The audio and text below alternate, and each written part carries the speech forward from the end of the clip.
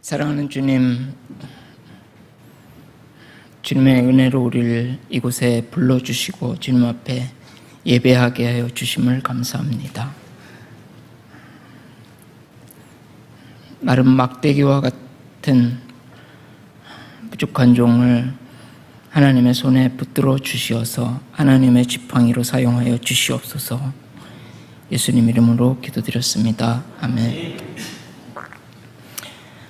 저는 목사님 말씀하신 대로 97년에 케냐에 가서 처음에는 빈민가에서 사역을 하다가 이제는 하나님이 특별한 부르심을 주셔서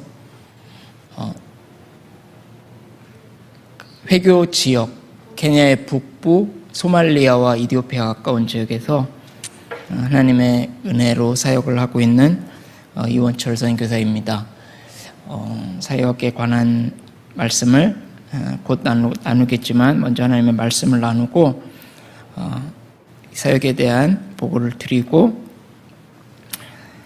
기도 부탁도 여러분께 드리도록 하겠습니다. 미국을 대표하는 작가가 있습니다. 좀 오래된 분인데 헬렌 켈러라는 분이 있는데요. 이분은 19개월 때 중병이 걸려서 앞을 보지 못하고 이렇게 귀로 듣지 못하는 이제 그런 아이가 되었습니다. 보지 못하고 듣지 못하면 어떻게 의사소통을 할까? 사람들이 그 아이의 손에 써서 그렇게 의사소통을 했는데 그 어머니가 헌신적으로 이 아이를 포기하지 아니하고 또 여러분도 들어보신 분이 계시겠지만 그 설리번이라는 선생님이 정말 삶을 바쳐서 이 헬렌 켈러를 보살펴 주어서 나중에는 미국에서도 잘 알려진 훌륭한 작가가 되었습니다. 근데 이 사람이 자기에게 내가 만일 3일만 볼 수 있다면 이제 그런 소원을 이야기했어요. 내가 만일 3일만 볼 수 있다면 첫째 날에는 나를 사랑하는 이의 얼굴을 보고 싶다. 둘째 날에는 어둠이 빛으로 바뀌는 그런 기적을 보고 싶다.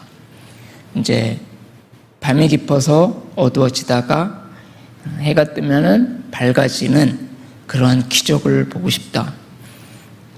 그리고 세 번째로는 그냥 일상 사람들이 평범하게 살아가는 모습을 보고 싶다. 그런데 이분은 결국 그 소원을 이루지 못했습니다. 안전방위로 평생 산 사람은 아마 한번 걸어보는 게 딱 한 번 걸어보는 게 소원일 수도 있을 것입니다. 한 번 달려보는 것이 평생의 소원일 수도 있을 거고요. 어떤 아기 둘을 가진 아기 엄마가 암이 걸려서 시한부 인생을 살고 있는데 이 엄마의 소원은 내가 1년을 더 살아서 우리 아이에게 엄마의 좋은 기억을 남겨주고 싶다. 그것이 소원이고 아니면 3개월 아니면 한 달만이라도 더 살 수 있어서 우리 아이들에게 엄마의 좋은 기억을 남겨주고 싶다. 그런 이야기를 여러분도 아마 읽어보신 적이 있으실 것입니다. 그런데 우리는 3일 보고 싶다 이런 소원을 가진 적이 없죠. 생각해 본 적도 없죠. 우리는 항상 보고 있습니다. 우리는 평생 한번 산책하거나 달려보고 싶은 소원을 가진 적도 없습니다. 왜 그러냐면 우리는 항상 산책하고 항상 달릴 수 있기 때문입니다. 자녀들을 기르는 분도 여러분 계시지만 내가 1년을 더 살면서 아이들에게 좋은 추억을 남겨주고 싶다 이렇게 생각하는 분도 없으시죠? 우리는 우리의 삶 가운데 얼마나 기뻐하고 얼마나 감사할 그런 요인들을 많이 가지고 사는지 모릅니다. 그런데 감사할 줄 모르고 우리는 원망하지요. 오늘 읽은 말씀이 아니라 데살로니가 전서 5장 16, 17, 18절에 항상 기뻐하라, 쉬지 말고 기도하라, 범사에 감사하라. 이는 그리스도 예수 안에서 너희를 향하신 하나님의 뜻이니라. 우리가 하나님의 뜻을 알기 위해서 애쓰는 분들이 있습니다. 그래서 용한 권사님 찾아가서 하나님의 뜻이 뭐예요? 이렇게 묻는 사람도 있을지 모르지만 하나님은 이미 우리에게 이 말씀을 주셨습니다. 이는 우리를 향하신 하나님의 뜻이니라. 그것이 무엇이냐면 항상 기뻐하라, 쉬지 말고 기도하라, 범사에 감사하라. 이런 일을 우리가 순종하게 되면 우리는 우리의 삶 가운데서 놀라운 기적을 보게 될 것입니다. 여러분, 이스라엘 백성이 광야에서 멸망당한 것은 그들이 원망한 죄 때문입니다. 그들이 만일 감사했다면 그들은 가나안 땅에 인도하심을 받았을 텐데, 우리가 정말 감사할 것이 많은 이런 상황에서도 우리가 원망한다면 그 결과가 어떻게 되겠지요? 케냐는 80%가 기독교인입니다. 케냐의 선교 역사가 200년도 넘었습니다. 우리나라는 100년이 넘었지만, 그래서 기독교 학교들이 굉장히 많아서 학교 다닌 사람들은 거의 기독교인입니다.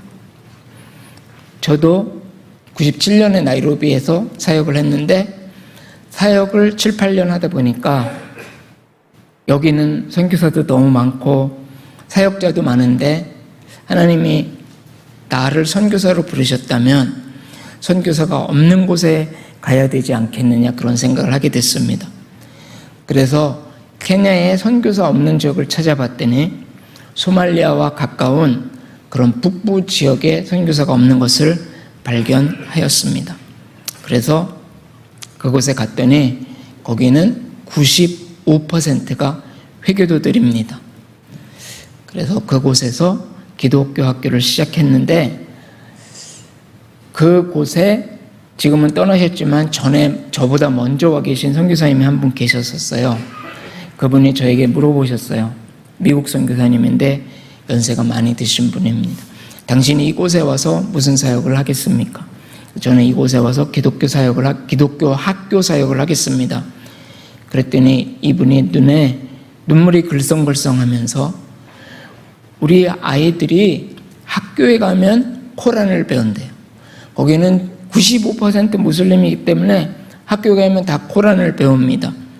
그 예수님을 믿는 소수의 기독교인들이 학교에 가서 코란을 안 배우고 성경을 배우게 되기를 10년이 넘게 기도해왔답니다.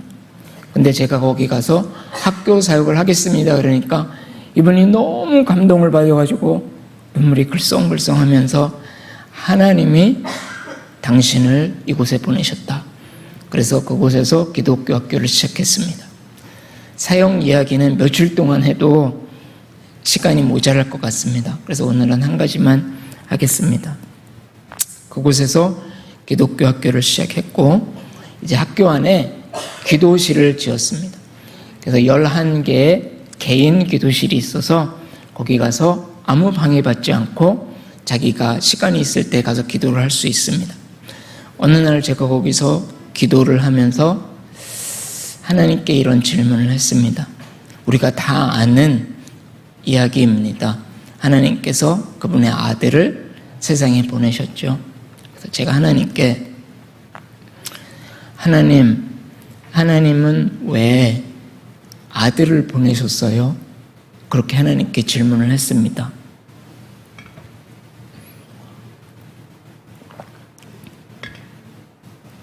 그리고 잠시 기다렸는데 하나님이 그것을 알게 해주셨어요.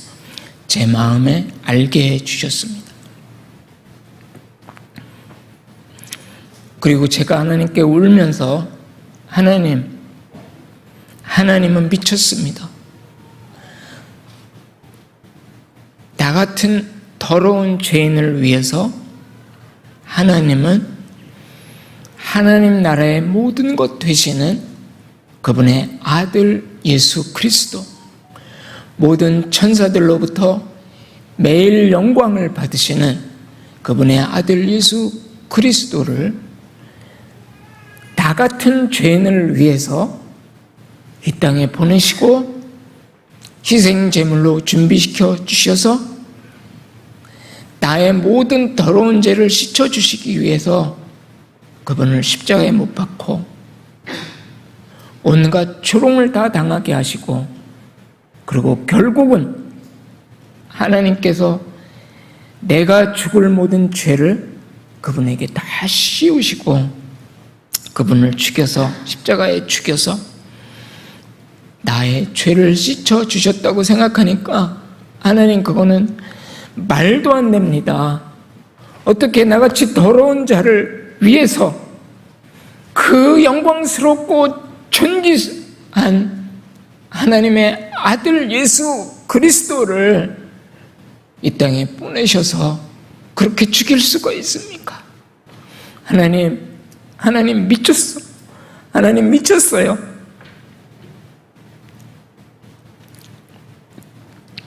하나님이 우리를 사랑하셨는데 그렇게 사랑하셨습니다. 이것은 있을 수 없는 일이고 이거는 정말 미친 일입니다. 하나님은 우리를 그렇게 사랑하셨습니다. 그래서 그 이후로는 제가 거기서 사역하면서 어떤 어려움을 당하든 어떤 위험에 처하든지 그것은 나를 향해서 나를 위해서 베풀어 주신 그 사랑에 비하면 아무것도 아닙니다. 제가 그곳에서 사역하면서 2011년부터 최근까지 7번의 암 관련 수술을 받았습니다. 시작은 갑상선 암이 임파선으로 퍼진 것부터 또 복부에 임파선암, 그리고 목에 암이 생겼어요. 지난 10월 달에 수술 받을 때는 선교사님들이, 케냐에 있는 선교사님들이 이제 수술을 받으러 가서는 못 돌아온다, 그렇게 얘기를 하셨어요. 그래서 그분들이 제 이 선교사가 못 들어오면 사후 대책을 논의를 했습니다. 그런데 수술을 받았는데, 세브란스에서 받았는데 그 종양 제거 수술을 하고 조직 검사를 했는데 암이 안 나왔어요. 그래도 세브란스가 좋은 병원이고 수술한 분이 실력 있는 분인데 설명을 못 하시는 거예요. MRI 찍은 데서는 암이 목에 생겼고 임파선으로 옮겨졌다고 그랬는데 수술을 하고서 검사를 했는데 암이 안 나온 거예요. 설명을 못 하시더라고요. 설명하기 쉬운데 하나님이 하셨습니다, 이러면 되는데. 그래서 궁색하게 그 검사를 보통 암 검사하면은 10일에 나오는데 저는 3주가 걸렸어요. 어떻게 해서라도 찾아보려고 DNA까지 검사도 했는데, 케냐에 있는 우리 선교사님들이 저에게 하시는 말씀이 하나님이 하셨다는 것 외에는 어떤 말로도 설명할 수가 없다.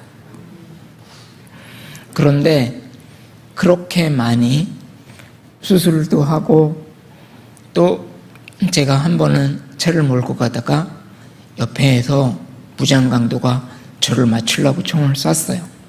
그러면서 옆에 유리창, 앞에 계기판, 대시보드라고 하는 계기판, 앞유리창 다 깨졌습니다. 그런데 그때 깨달은 것이 무엇이냐면 하나님께서는 그분의 능력으로 그분의 자녀들을 보호하십니다. 하나님께서 허락하지 않으시면 사단은 결코 저의 머리카락 하나도 상할 수가 없습니다. 누구도 하나님의 그 능력을 넘어서는 자가 없기 때문입니다. 그런데 가끔 여러분 신문에 보시면 예배 중에 살해당한 사람들이 있죠. 특별히 파키스탄이나 이런 데서 예배 드리다가 무장 강도들이 들어와서 그 기독교인들을 죽이는 경우가 있습니다. 케냐에도 있습니다. 그런데 그것은 아주 특별한 경우입니다. 여러분, 기독교인 중에 교통사고로 죽는 사람 아니면 암으로 죽는 사람, 거기에 비해서 기독교인 중에 예수님을 믿는 것 때문에 살해당하는 사람, 이 비율이 말도 못하게 작습니다. 비교가 안 되게. 그런데 우리는 그런 것이 마치 큰 것처럼 생각하지요. 여러분, 이렇게 죽는 사람은요, 하나님께서 특별히 허락하신 것입니다.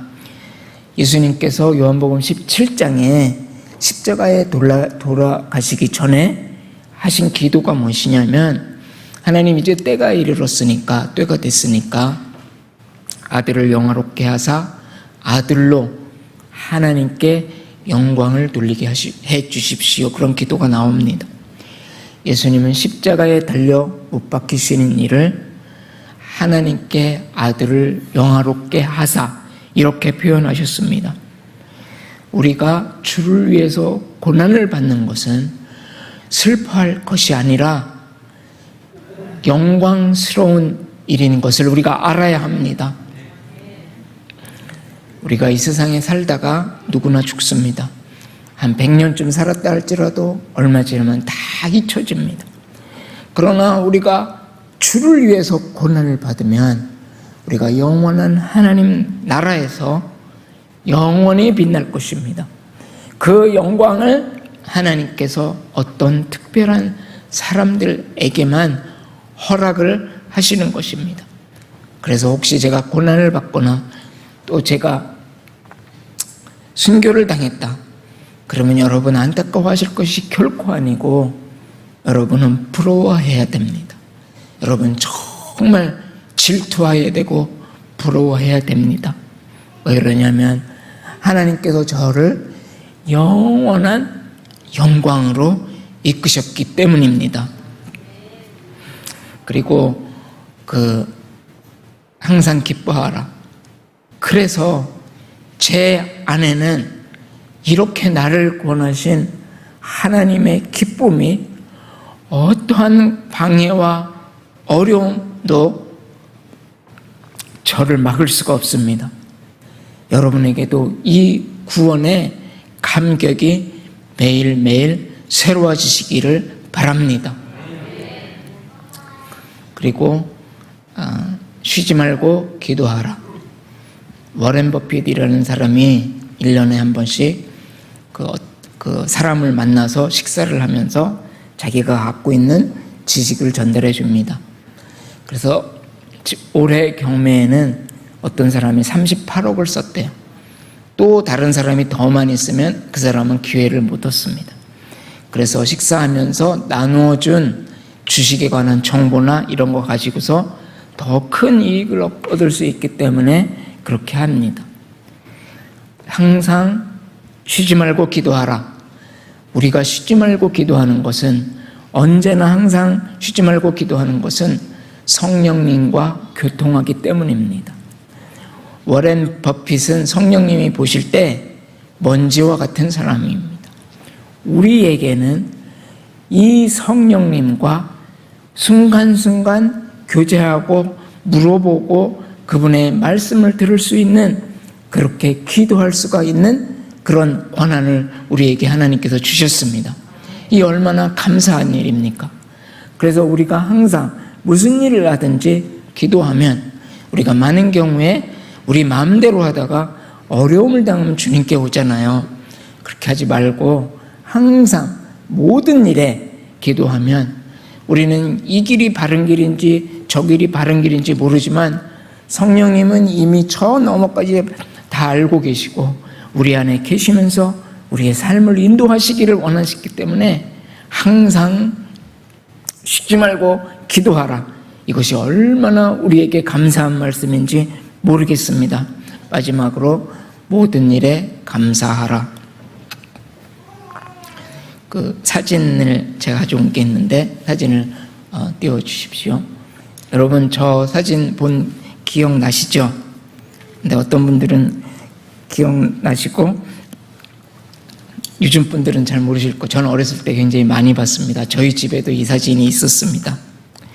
저 사진은 워너 솔맨이라는 사람이 그린 것입니다. 미국을 대표하는 그런 화가입니다. 이 워너 솔맨이 젊었을 때 이제 결혼하고 아내는 유명한 가수였어요. 행복한 삶을 살다가 의사가, 그 사람의 주치의가 워너 솔맨에게 이야기했습니다. 당신은 임파선 결핵이 걸렸는데 이제 3개월밖에 살 수가 없습니다. 그 얘기를 듣고 하늘이 무너지는 것 같았죠. 아내와 그리고 이제 아내가 임신을 했습니다. 그래서 태어날 아기를 생각하니까 저 아기가 태어났을 때는 아버지가 세상에 없겠구나. 너무 낙심해서 좌절해서 비관하고 있을 때 그의 아내가 솔맨에게 이렇게 얘기합니다. 당신이 3개월 살 수 있다고 그랬는데 이 3개월이 얼마입니까? 원망하지 말고 이 3개월을 가장 가치 있고 아름다운 시간으로 만들어 봅시다. 그래서 워너 솔맨이 마음을 바꾸고 매일매일 작은 것부터 하나님께 감사하는 삶을 살기 시작합니다. 자기에게 비록 3개월이지만 이 3개월 주어진 기간에 이 기간이 자기의 주어진 것을 감사하고 그 기간의 모든 것에 대해서 감사하는 삶을 살기 시작합니다. 아까 여러분이 보셨던 그 그림도 그 그림을 워너 솔맨이 이 3개월 그 기간 안에 그린 것입니다. 3개월이 지나서 병원에 갔습니다. 진찰을 했는데 주치의가 보니까 임파선 결핵이 없어진 거예요. 너무 놀래가지고 당신은 무슨 약을 썼습니까? 그랬더니 워너 솔맨이 나는 약을 쓰지 않았고 굳이 약을 썼다고 얘기한다면 감사약을 썼습니다. 우리가 우리의 삶에서 감사하면 이러한 기적이 일어납니다. 여러분, 이스라엘 백성이 광야에서 멸망받은 것은 그들이 원망했기 때문입니다. 여러분, 항상 기뻐하십시오. 쉬지 말고 기도하십시오.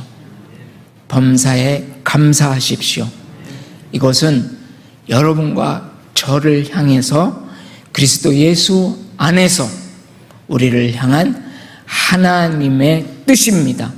하나님의 뜻대로 살기를 여러분이 원하신다면 항상 기뻐하고 쉬지 말고 기도하고 범사에 감사하는 삶을 사십시오. 그러면 여러분의 삶 가운데 하나님의 놀라운 기적이 일어날 것입니다. 저는 이것을 확신합니다. 그 선교지에서 일어난 일 한 가지만 이야기하겠습니다. 아까도 말씀드렸지만 제가 있는 지역은 95% 이상 무슬림이고 많은 마을이 100% 무슬림입니다. 그런데 어느 날 제가 듣기를 어느 무슬림 마을에 기독교인이 있다는 이야기를 들었어요. 제가 예배드리러 가던 그 옆에 마을이었는데 거기서 어떤 젊은 사람이 그 예배드리러 가던 마을 옆에 그 마을에도 믿는 사람이 있대요. 그래서 제가 다른 목사님을 제가 예배드리던 마을에 내려놓고 그 마을에 갔습니다. 가서 사람들에게 물어봤어요. 이곳에 기독교인이 있다는 얘기를 내가 들었다. 오늘 주일이기 때문에 그 사람들하고 예배드리려고 내가 왔다. 그랬더니 마을 사람들이 웃으면서 여기는 기독교인이 없대요. 그래서 제가 낙심돼서 제가 거기 가느라고 3시간을 운전해서 갔거든요. 비 보지 않기를 아침 일찍 일어나서. 그래서 제가 땅바닥에 철퍽 주저앉으면서 내가 있다고 들었는데 좀 찾아봐라 그랬더니 그 사람들이 판단할 때 안 찾아주면 안 갈 것 같으니까 뭐 찾는 척 하더니 2 젊은이를 데려왔어요. 나중에 알았는데 한 사람은 무슬림이고 한 사람은 옛날에 교회 간 적이 있었대요. 다른 마을에서. 근데 저는 모르니까 와서 그럼 우리 주일이니까 예배 드리자. 그래서 이제 무너져가는 부엌 같은 데 가서 예배를 드리려고 하는데 찬송도 모르고 아무것도 몰라서 기도하고 말씀을 전했습니다. 그런데 1-2 사람 이렇게 오는 거예요. 그래서 제가 놀라서 당신도 기독교인입니까? 그랬더니 자기는 기독교인이 아닌데 그 마을에 제가 오니까 사람들이 제가 하나님의 말씀을 가지고 왔다 그렇게 얘기를 하길래 나도 하나님의 말씀을 듣고 싶어서 왔다. 그래서 이제 거기 예배 장소에 온 거예요. 그날 말씀을 전하고 그 다음 주에 이제 온다고 말을 해놓고 내가 다음 주에 올 건데 여기는 너무 그 무너져가는 부엌이니까 너무 힘드니까 좀 예배 드릴 장소를 좀 마련해 달라고 부탁을 하고 그 다음 주에 갔더니 감사하게도 몇 명이 앉을 수 있는 그런 장소를 마련해 놓았습니다. 그곳에서 하나님의 공의와 하나님의 사랑을 사람들에게 아주 쉽게 이해할 수 있게 전했습니다. 하나님의 공의는 무엇이냐면요, 여러분이 생각할 때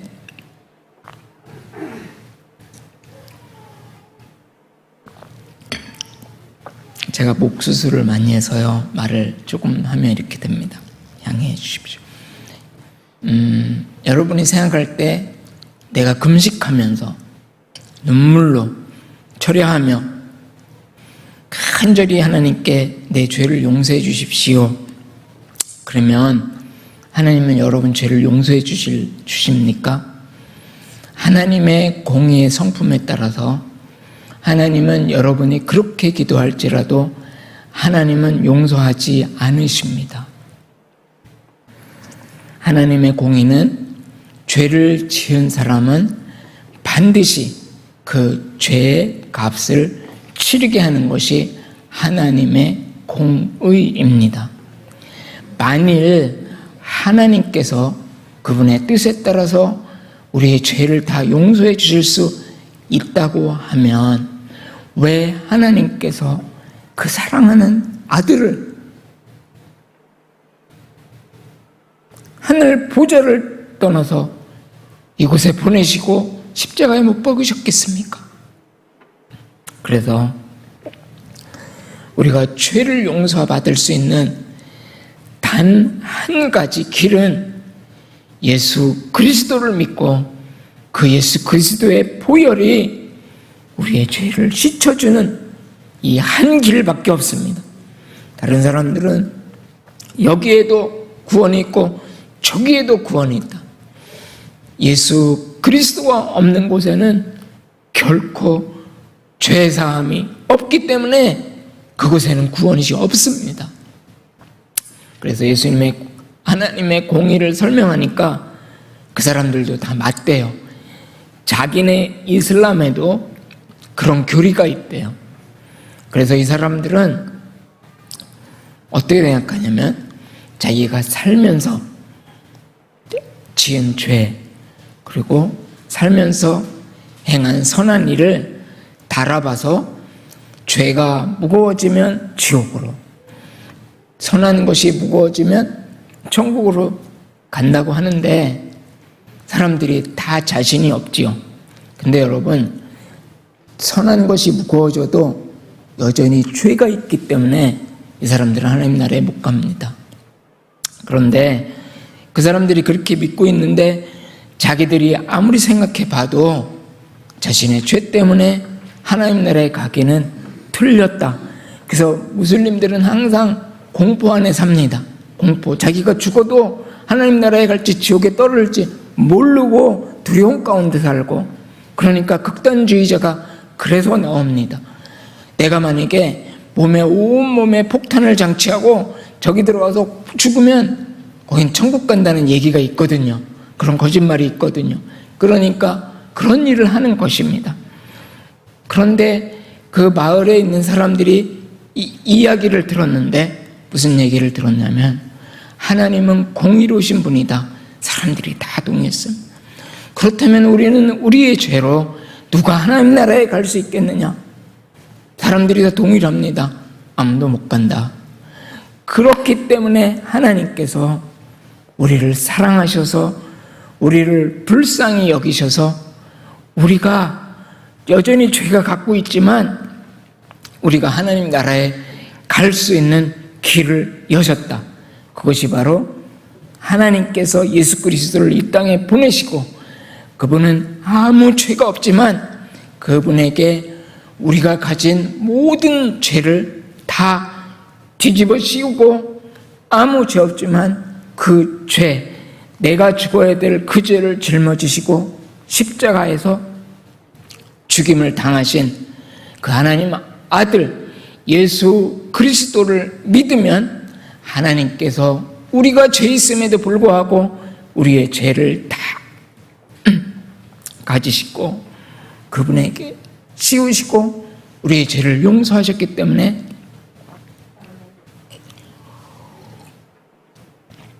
우리는 하나님 나라에 갈 수 있다. 이 말씀을 전했을 때 그거를 듣는 무슬림들이 자기들이 평생 애쓰면서 살아왔지만 어떻게 할 수 없는 이 죄의 문제를, 사람이 할 수 없는 이 죄의 문제를 하나님께서 그분의 아들을 보내주심으로 말미암아 해결하셨구나. 그래서 이분이 이제 한 40, 50대 된 한 분이 예수님을 믿기로 결정을 했습니다. 그래서 이분이 뿐만 아니라 자기 땅을 교회 치라고 내놓고, 그리고 그 이웃 마을에 다니면서 내가 무슬림이었는데 왜 기독교인이 왜 예수님을 믿었는지를 전하고 다니기 시작했습니다. 그런데 이 사람이 실종이 됐어요. 제가 있는 곳과 그 마을이 거리가 있거든요. 그래서 제가 이야기를 들었습니다. 실종이 됐다고 기도해달라고. 그래서 다들 열심히 기도하는데 저는 이렇게 기도했습니다. 되게 사람이 실종되면 하나님 뭐 어디서 실종된지 모르니까 살려서 돌려보내주십시오 이렇게 기도하잖아요. 제 마음에는 하나님 이 형제의 믿음을 지켜주십시오. 흔들리지 않게 믿음을 지켜주십시오. 그리고 기도했는데 3주 후에 이 형제의 시체가 발견이 됐습니다. 아프리카는 기온이 높아서 사람이 죽으면 2, 3일이 지나면 물이 나오기 시작합니다. 금방 부패해버리죠. 그런데 이 형제는 실종된 지 3주 만에 그것도 알아볼 수 있는 형태로 발견이 된 거예요. 제가 생각해 보니까 이 형제가 예수님을 믿었을 때 사람들이 그 사람을 납치해서 처음에는 회유를 합니다. 그 사람이 만져볼 수 없는 돈을 주고, 그리고 예쁜 아내를 하나 더 얻어줍니다. 사람들은 4명까지 아내를 둘 수가 있거든요. 그러니까 이러한 시험에 되게 더 넘어갑니다. 그래서 만약에 네가 다시 이슬람으로 돌아오면 많은 돈과 예쁜 아내를 주겠다. 근데 아마 이분이 거절한 것 같아요. 거절을 하면 두 번째로 협박을 합니다. 네가 돌아오지 않으면 우린 너를 죽일 것이다. 이 사람이 피살을 당한 걸 보니까 이분이 거기에도 굴하지 않고 끝까지 믿음을 지킨 것 같아요. 이분이 살면서 내가 하나님 나라에 갈 수 있는 유일한 길은 예수 그리스도를 붙잡는 것이다. 이분이 그것으로 결론을 내린 것 같아요. 그래서 결국 시체로 발견이 됐습니다. 장례식에 갔습니다. 장례식에 갔더니 무슬림인 아버지, 또 형제들, 그리고 그 가족들, 아내와 아이들이 있었습니다. 제가 거기서 사람들에게 얘기했습니다. 아버지, 사랑하는 당신의 아들을 다시 만나고 싶으면 아버지도 예수님 믿고 신실한 기독교인이 살다가 하나님 나라에 가면 당신의 아들을 만날 수 있습니다. 형제들과 가족들에게도 이야기를 했습니다. 그리고 저는 나왔는데 그들이 가족회의를 가졌어요. 가족회의를 가져서 그 아내 되는 사람이 아이들에게 이렇게 얘기했습니다. 너희들은 너의 아버지의 신앙을 따르라. 그래서 온 가족이 교회에 나와서 얼마나 주님을 열심으로 섬기는지 모릅니다. 주 예수를 믿으라. 그리하면 너와 내 집이 구원을 얻으리라고 하신 말씀이 그 가정 가운데 이루어진 것입니다. 그런데 저 처음 믿은 사람을 죽이면 교회가 무너질 줄 알았더니 오히려 더 그 가족도 나오고 교회가 더 부흥하니까 이제 그 무슬림들이 그러면 저 교회가 어떻게 생겼나 생각했더니 제가 가서 사람들에게 말씀을 가르치고서부터 교회가 시작된 것을 생각해내고 그쪽에 있는 소말리아의 그 근거를 둔 알샤밥이라는 테러단체에 저를 죽여주면 5,000불에 이제 부탁을 해서 알샤밥이라는 테러단체에서 저를 죽이면 5,000불에 현상금을 주겠다. 여러분한테는 5,000불이 적은 돈인지 모르지만 그 사람들한테는 굉장히 큰 돈이거든요. 그래가지고 거기에 이제 지원하는 사람도 있었어요. 정보가 새갔고 이제 그 정보가 저한테도 들어왔습니다. 사람들이 거기 가지 말라. 좀 잠잠해지거나 문제가 해결된 다음에 들어가라. 그때가 토요일이었어요. 그래서 토요일 저녁에 제가 그 이야기를 듣고 우리 일꾼, 같이 가는 일꾼들한테 이러한 사정으로 못 간다. 주일날 예배를 참석했는데 우리 학교에서 예배를 드리거든요. 선생님이 사회를 하시는 선생님이 학생들을 말씀으로 이렇게 격려를 합니다. 그러면서 인용한 말씀이 하나님께서 여호수아에게 하시는 말씀이었어요. 내가 너에게 명한 것이 아니냐? 강하고 담대하라. 선생님은 학생들을 위해서 한 이 말이 저에게는 하나님께서 저에게 하시는 말씀으로 들리더라고. 내가 너에게 명한 것이 아니냐? 강하고 담대하라. 예배가 마칠 때 아무 영문도 모르는 이 선생님이 다시 한번 예수님의 말씀을 가지고 예수님이 제자들에게 내가 세상 끝날까지 너희와 항상 함께 있으리라 이 말씀으로 우리 아이들을 격려했습니다. 근데 저에게는 예수님께서 내가 너와 세상 끝날까지 너와 함께 있으리라. 저녁이 됐습니다. 갈 생각을 못하고 그냥 좀 문제가 해결된 다음에 가려고 했던 그 저녁에 어떤 자매가 카톡으로 자기 묵상을 저한테 보내왔어요. 사도 바울에게 성령께서 하신 말씀입니다. 잠잠하지 말고 외쳐라. 이 성에는 내 백성이 많은즉 너를 해할 자가 없으리라. 그 말씀이 저한테는 또 성령님이 주시는 말씀으로 들렸습니다. 그래서 아침에 차를 몰고 나갔어요. 우리 일꾼들이 눈이 동그래졌습니다. 왜 그러냐면 그 일꾼들은 제가 그 길을 가면 얼마나 쉽게 죽임을 당할 수 있는지 알기 때문에 그렇습니다. 지금은 지름길이 생겨서 1시간 반을 이렇게 운전하고 가는데 광야예요. 아무것도 없어요. 그러니까 오솔길이에요. 거길로밖에 차가 못 다니니까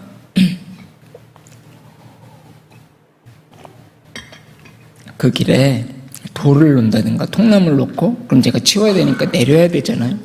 그러니까 세우고 내리고 할 때 와서 그냥 죽이면 자기네 현상금 받고 쉬운 일이거든요. 일꾼들이 그걸 다 알아요. 제가 한다니까 일꾼들이 놀래고 미쳤다고 하더라고요. 당신 미쳤다. 뻔히 가면 죽을 줄 아는 길을 왜 가냐? 하나님이 나를 지켜주실 것이다. 그렇게 얘기해도 이제 일꾼들이 막 참 어리석은 사람이다 하는 눈초리로 저를 보르더라고요. 근데 일꾼들은 못 데려갔어요. 왜 그러냐면 그 아이들이 어리기 때문에, 저는 이제 아이들이 장성했잖아요. 혼자서 갔습니다. 가서 그 마을에 도착하니까 그 마을에 있던 현지인 목사님이 막 큰일 났다고, 이제 테러리스트들이 와서 당신과 나를 죽일 거다. 그 목사님에게 얘기를 했어요. 우리 안에 귀신이가 세상보다 크시기 때문에 누구도 우리를 해칠 수 없다. 여러분, 회교도들이 봤을 때 믿는 사람을 죽이거나 아니면 이렇게 현상금을 걸거나 그러면 교회가 무너질 줄 알았는데, 오히려 교회는 더 흔들림 없이 성장하고, 저희가 그곳에 기독교 학교를 세웠습니다. 기독교 학교를 세워서 우리 학교, 중고등학교에서 졸업한 선생님들이 거기서 가르치는데요, 그 선생님들은 저보다 더 심합니다. 모든 학생들에게 하나님 말씀을 가르쳐요. 그리고 모든 학생들에게 학생들이 소리 높여서 하나님을 찬양합니다. 하루는 제가 그 말에 가서 잔 적이 있는데, 밤이 됐어요. 8시가 되면 저희는 모든 사람들이 전통적으로 습관을 따라 전부 8시에 교회 갑니다. 30분 동안 기도합니다. 저뿐만 아니라 학생들, 선생님들 다 그러는데, 8시가 됐는데 마을에서 노랫소리가 들리는 거예요. 거긴 전기가 없기 때문에 아무것도 안 보입니다. 근데 멀리서 노래가 들리는 거예요. 그것이 무엇이냐면 우리 학교의 학생들이 밤에 모여서 자기들끼리 찬양을 하는 거였어요. 어떤 음악 소리보다 아름답고 너무나 그곳에서 하나님께서 아이들의 입술을 통해서, 그 찬양을 통해서 하나님이 영광을 받고 계십니다. 만약에 저곳은 무슬림 마을이니까 예수님을 안 믿을 거야, 우리가 거기 들어갔다는 해코지를 당할 거야, 우리가 이렇게 생각하면 우리는 복음을 전할 수가 없습니다. 그러나 우리가 하는 것이 아니라, 우리가 복음을 전할 때 성령님께서 그 사람들 마음에 역사하십니다. 여러분들도 우리 아버지는 안 될 거야, 우리 엄마는 안 돼, 우리 애들은 안 될 거야, 그것은 오히려 우리가 복음의 장애물이 되고 있습니다. 가서 복음을 증거하면 성령님이 친히 역사하셔서 하나님을 믿는 역사가 나타날 텐데, 오히려 선교사들이 그 지역은 100% 회교 지역이니까 안 돼, 그러고 안 들어가는 것이, 안 들어갑니다. 그렇지만 들어가서 말씀을 증거하면 성령님께서 각 사람의 마음에 역사하십니다. 그래서 그곳에서는 지금도 하나님을 찬양하는 찬양의 메아리가 울려 퍼지고 있고, 100% 무슬림 마을에서 하나님을 찬양하는 그런 놀라운 역사가 일어난 것은 실로 기적과 같은 일입니다. 주변의 모든 사람들이, 그리고 하나님께서 그곳에 물을 주셨어요.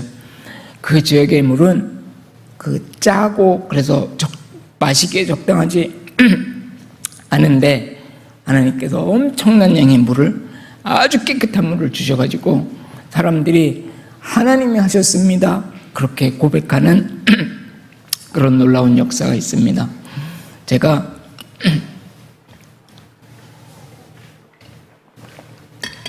한국에 오기 전에 항상 하나님께서 한국에 와서 전할 말씀을 그곳에서 주십니다. 이번에 올 때 하나님이 다른 때보다 더 강하게 주신 말씀이 있습니다. 그것이 무엇이냐면 요한복음 13장 34절 35절에 예수님께서 서로 사랑하라, 내가 너희를 사랑한 것 같이 너희도 서로 사랑하라. 오늘 읽은 본문 말씀에도 눈에 보이는 사람을 사랑하지 못한다면, 눈에 보이는 형제를 사랑하지 못한다면 눈에 보이지 않는 하나님을 사랑한다는 것은 거짓말이다, 그렇게 얘기했죠.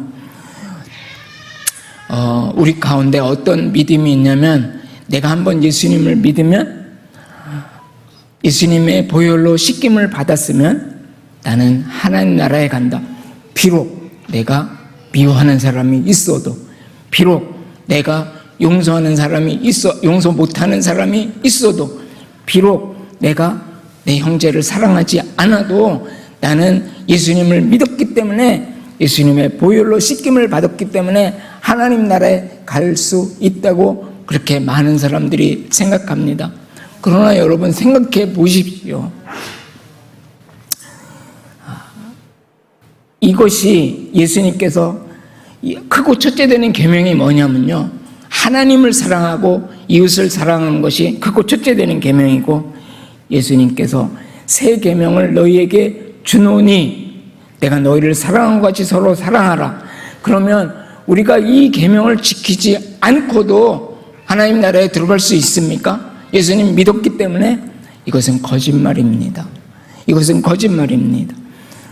형제를 사랑하지 않는 사람은 하나님을 사랑할 수 없다고, 그렇게 이야기하는 사람은 거짓말이다. 하나님을 보이는 형제를 사랑하지 않는 사람이 어떻게 보이지 않는 하나님을 사랑할 수 있겠느냐?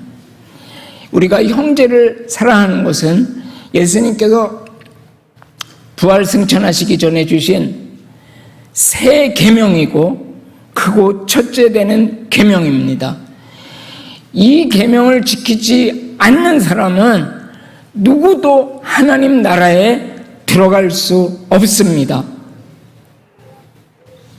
어떤 거짓말들이 들어와서, 우리 안에 들어와서 계명을 지키지 않아도 하나님의 나라에 들어갈 수 있다는 그런 가르침이 우리 안에 들어와 있습니다. 그러나 이것은 아닙니다. 예수님께서 분명하게 모든 성경이 한 가지를 이야기하고 있는데, 그것이 무엇이냐면 하나님을 사랑하고 이웃을 사랑하는 것이고, 예수님께서도 말씀하셨습니다. 서로 사랑하라. 혹시 여러분 안에 누구를 미워하는 마음이 있거나 형제를 아직도 사랑하지 못하는 분이 있으면요, 여러분은 구원받지 못한 사람입니다. 여러분이 한때 어떤 하나님의 성령의 역사를 경험하고 구원의 확신을 가졌다 할지라도 지금 형제를 사랑하지 못하고 지금 형제를 용서하지 못하면은 여러분의 구원은 실제가 아닙니다. 우리가 구원을 받았습니다. 그리고 예수님께서 오실 때 우리의 구원은 완성이 될 것입니다. 그리고 이 사이에서 현재적 구원을 계속 두렵고 떨림으로 너희 구원을 이루라고 하신 말씀처럼 이 현재를 구원을 이루어가는 과정입니다.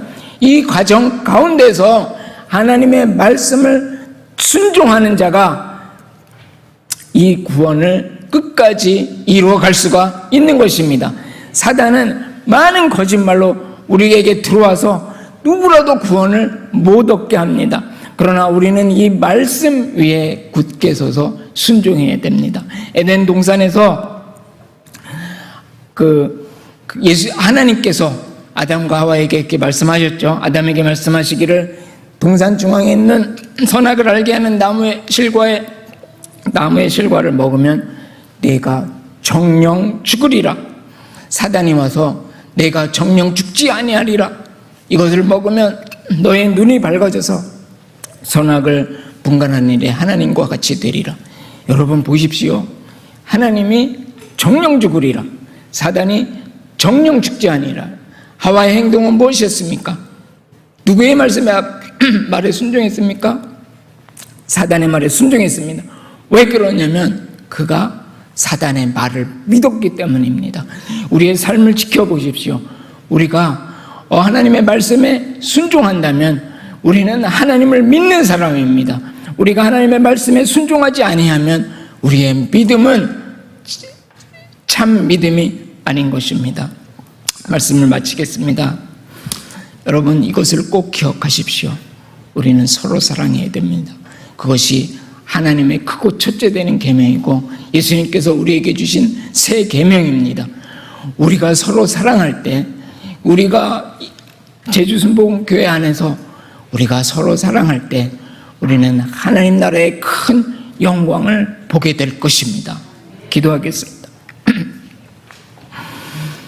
하나님 감사합니다. 우리를 사랑하실 때 하나님, 그 사랑하시는 아들을 십자가에 못 박을 것까지 우리를 사랑하신 하나님, 이 구원의 감격 우리 안에 날마다 새롭게 하여 주시옵시고, 예수님 말씀하신 대로